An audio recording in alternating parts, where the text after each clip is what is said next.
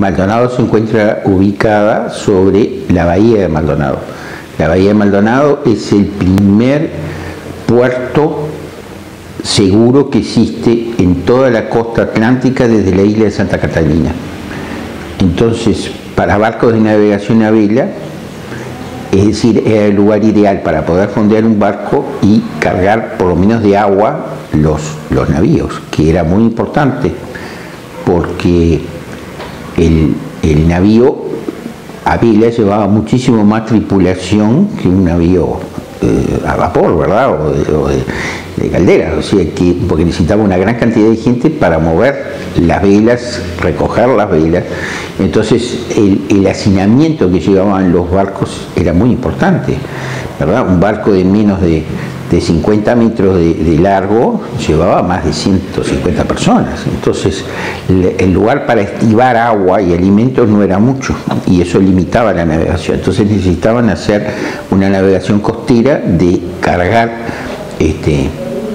agua en primer lugar, que es lo que más rápido se termina en un barco, ¿verdad? Entonces este era el fondadero ideal, la bahía de Maldonado, y tenían un arroyito que era la cañada de la Aguada donde se cargaba agua. Entonces todas las expediciones de la civilización europea que nos llegaron aquí pasaron por la bahía de Maldonado, y toda la corriente descubridora y colonizadora después de esta región que nos globalizó en el mundo, ¿verdad?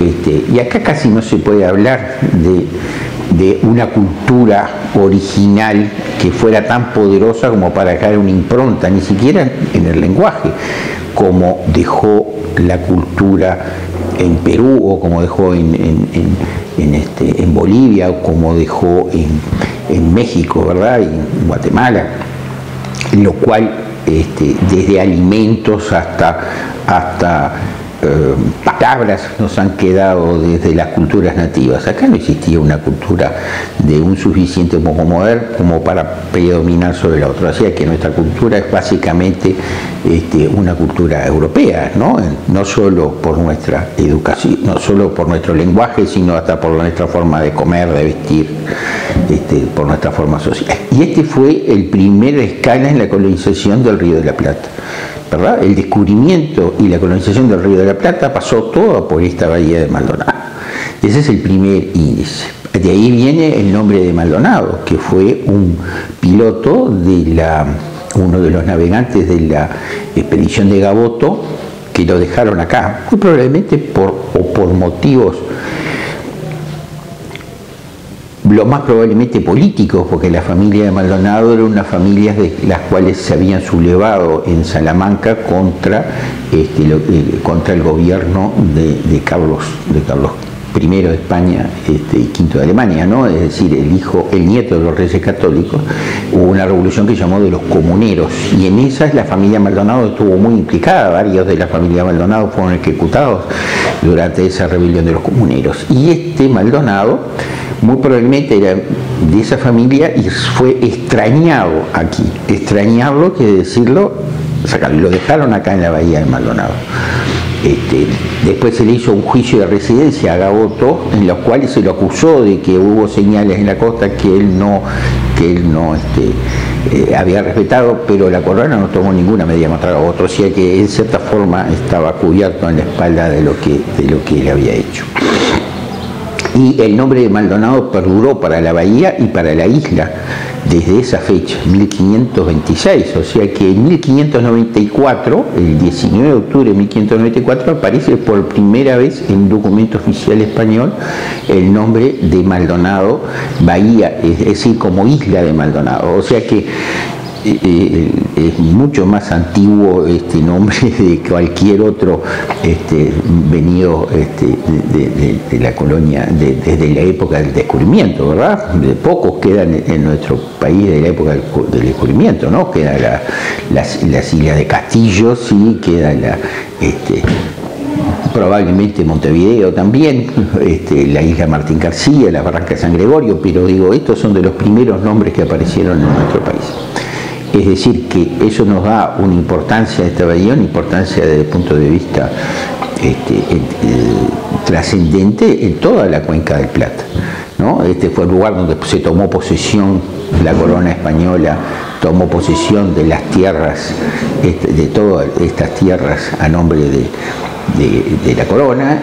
Fue el lugar donde se dio la primera misa, el inicio de la evangelización. Desde múltiples aspectos podemos ser trascendentes, y el lugar de escala donde llegaron las expediciones que fundaron Asunción, Santa Fe, Corrientes, Asunción del Paraguay, Buenos Aires, Santa Cruz de la Sierra en Bolivia. Es decir, la corriente colonizadora pasó toda por aquí.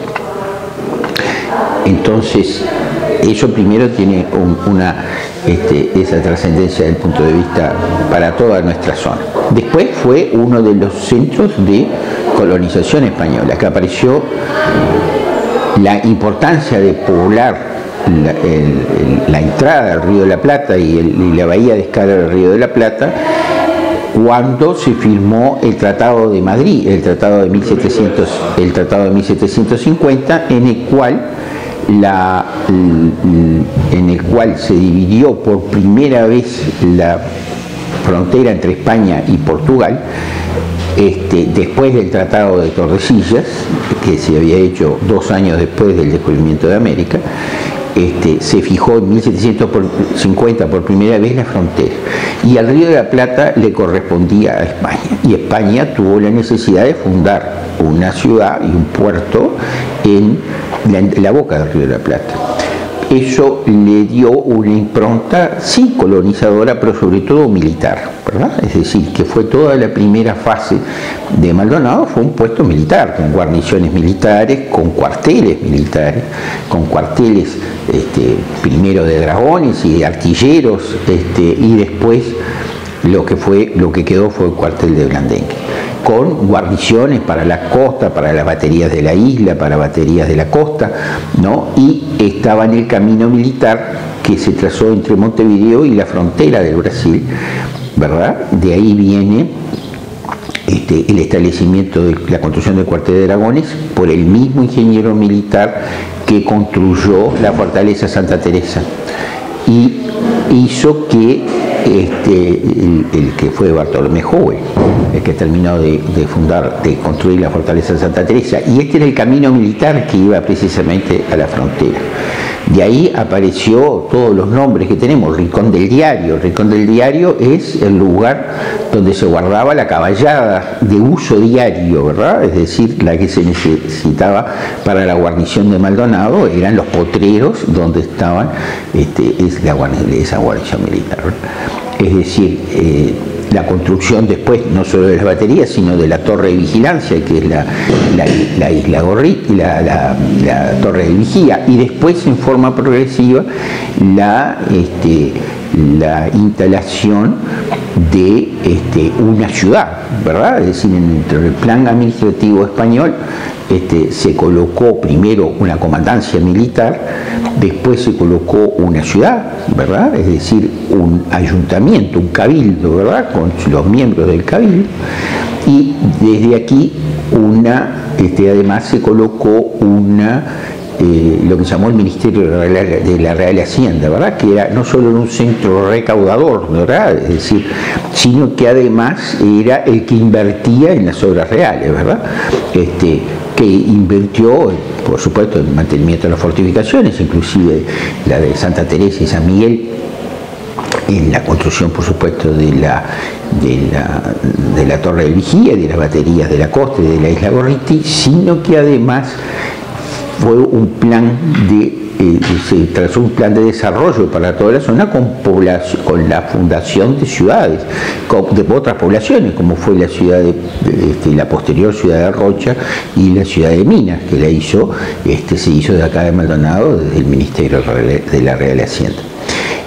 Todo eso, parte de eso es la erección de el proyecto de construir una iglesia parroquial para Maldonado, que tiene un tamaño parecía desproporcionado para la ciudad, pero que fue hecha por el mismo ingeniero militar que planeó la Catedral de Montevideo, la iglesia matriz de Montevideo, que era custodio de esa Faría. Ese desarrollo nos indica cuál era el plan de la corona en ese aspecto.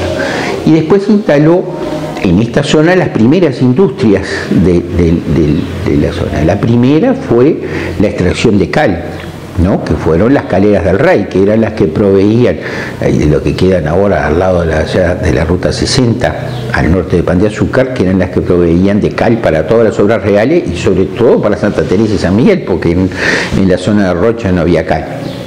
Y después fue la instalación de la Real Compañía Marítima, acá en la Bahía de Maldonado, que se dedicaba a la caza de la ballena, ¿verdad? Y a la explotación de los lobos marinos. Eso era lo que proporcionaba sobre todo, bueno, el aceite de la grasa de la ballena, el aceite y la grasa de los lobos, ¿no? Que era mucho más apto para engrasar el cordaje de los navíos, ¿verdad? La grasa de vaca, el cebo, es mucho más, al enfriarse, se endurece, ¿verdad? Y hace que sea muy más difícil correr las cuerdas con las poleas, pero para eso servía mucho mejor la grasa del lobo, ¿verdad?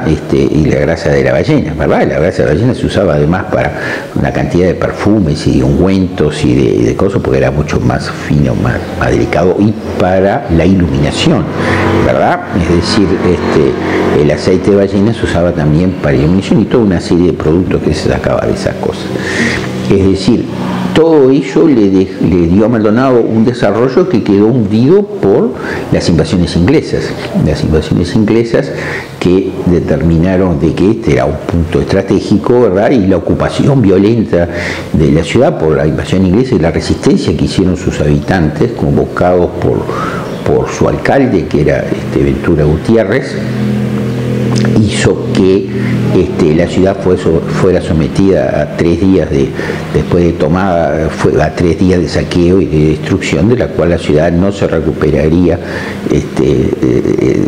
en más de un siglo, ¿verdad? Es decir, el deterioro que provocó las invasiones inglesas fue terrible. Y ahí aparecen figuras de la resistencia, como era el cura párroco, que era Manuel Alberti, que fue el alma de la resistencia contra los ingleses, y aparecen las figuras como el niño Chasque, que era un niño que lo enviaban con mensajes en la gorrita, ¿verdad? Que llevaba con mensajes a las fuerzas sitiadoras que estaban en los alrededores ahí en la zona de Cerro Pelado. Ya estaban las apostadas, las partidas españolas, donde le llevaban información de qué divisiones estaban inglesas acá estacionadas, de los barcos que estaban estacionados en la bahía, ¿verdad?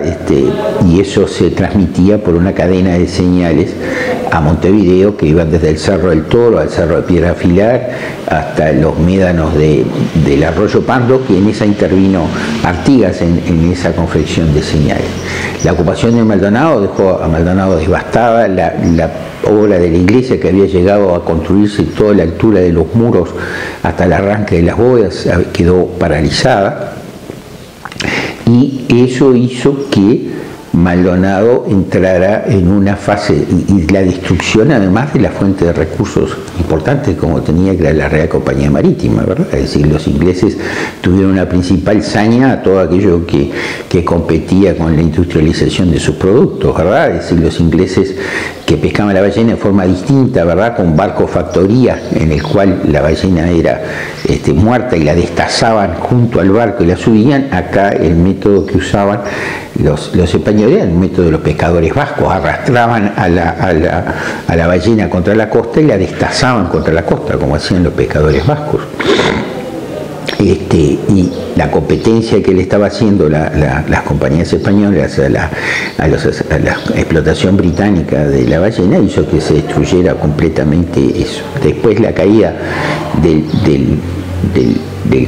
la colonia española dejó de ser Maldonado un punto militar de importancia, ¿verdad? Sin embargo, tuvo una relevancia trascendental en la formación de nuestro país, ¿verdad? Con el levantamiento de 1811 y el enrolamiento de un muchacho de 15 años que era Ventura Alegre, que era nieto de Ventura Gutiérrez, el alcalde que había resistido la invasión inglesa, e hijo de uno de los funcionarios de la Real Compañía Marítima, con una hija de Ventura Gutiérrez, fue el que se enroló con las tropas que llevó Manuel Francisco Artigas, que se sublevó acá en toda esta región y la llevó a combatir la batalla de las Piedras, y la división Maldonado por primera vez interviene en las campañas libertadoras, y es el movimiento decisivo que envuelve a los españoles, ¿verdad?, cuando retroceden hacia las piedras después del combate y obliga a la rendición. Esa división Maldonado, que después estaría en Sarandí y fuera parte de las fuerzas combatientes de Sarandí, y fuera era parte de las fuerzas combatientes en Valle y en Ituzaingó, y fue la división que en solitario fue la que tomó la fortaleza de Santa Teresa, ¿no? Y después el combate del Chuy al otro día. Todavía acá hay una avenida que se llama Santa Teresa que recuerda esas cosas. Todo el desarrollo importante que tuvo Maldonado en esa época, su juez de paz, su juez que era Carlos Anaya, que después fuera presidente de la República, en el interreño entre Rivera y Oribe, fue el delegado de la ciudad de Maldonado a la Asamblea de la Florida de 1825. Y anteriormente, no se olviden que hubo frases en las instrucciones del año 13 relativas a la habilitación del puerto de Maldonado, ¿verdad?, que para la revolución artiguista era el puerto de entrada y salida para productos, ocupada Montevideo aún por los españoles. Y en 1825, uno de sus delegados, el delegado por Maldonado en la Asamblea del año 13, fue el único delegado de la provincia oriental naciente en ese momento que participó en las decisiones de la Asamblea General Constituyente de 1813 en la Argentina, y que fue la que decretó la creación del escudo argentino actual, y fue Dámaso Gómez de Fonseca, que era uno de los que había sido párroco anteriormente a Alberti. Alberti, después de su atracción acá en Maldonado, fue miembro de la Junta de Mayo de 1810, de la Junta Revolucionaria de Buenos Aires, ¿no?, porque después fue transferido a una parroquia en Buenos Aires y formó parte de la revolución de 1810 que derrocó al virrey. O sea que en todas esas cosas tuvo trascendencia Maldonado.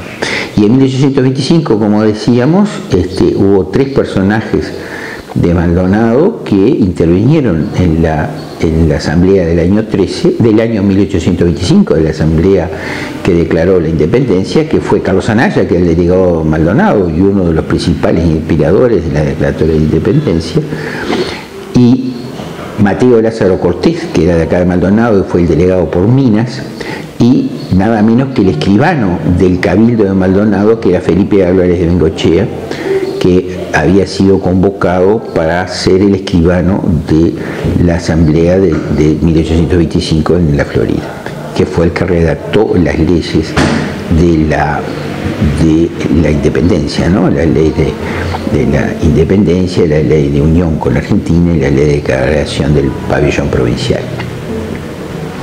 Entonces, en todas esas cosas Maldonado tuvo una trascendencia, y sin olvidar que el 18 de julio de 1830, que siempre lo recordamos como la figura Constitución en Montevideo, se jugó acá en la Plaza de Maldonado, ¿verdad?, por las autoridades, por el alcalde, que era Francisco Aguilar, por el cura párroco, que era Feliciano Rodríguez, y por todo el comandante militar, que era